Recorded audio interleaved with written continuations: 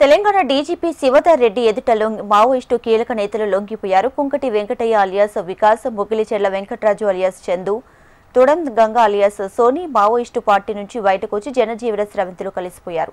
ఈ ముగ్గురు మావోయిస్టు పార్టీలో రాష్ట్ర కమిటీ స్థాయి నాయకులు. సిద్దిపేట జిల్లాకు చెందిన కుంకటి వెంకటయ్య 1990లో పీడబ్ల్యూడీ ఏర్పాటు చేసిన రైతు కూలీ సభలకు హాజరై అదే ఏడాది అజ్ఞాతంలోకి వెళ్లిపోయారు.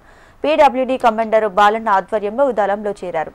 ఆ తర్వాత అంచెలంచెలుగా ఎదిగి 35 ఏళ్ల పాటు వివిధ హోదాలో పనిచేశారు.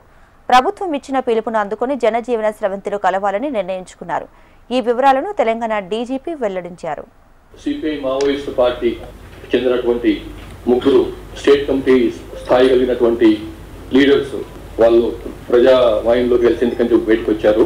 సో వారు Kunkati Venkataiah alias Vikas, Mugilicherla Venkataraju alias Chandu, Tudam Ganga alias Soni, ఈ ముగ్గురు స్టేట్ కమిటీ మెంబర్ ర్యాంక్ ఉన్నటువంటి వారు ముగ్గురు ఈరోజు మావోయిస్ట్ పార్టీ నుంచి బయటకు వచ్చి ప్రజావాహినిలో కలిసిపోతున్నారు.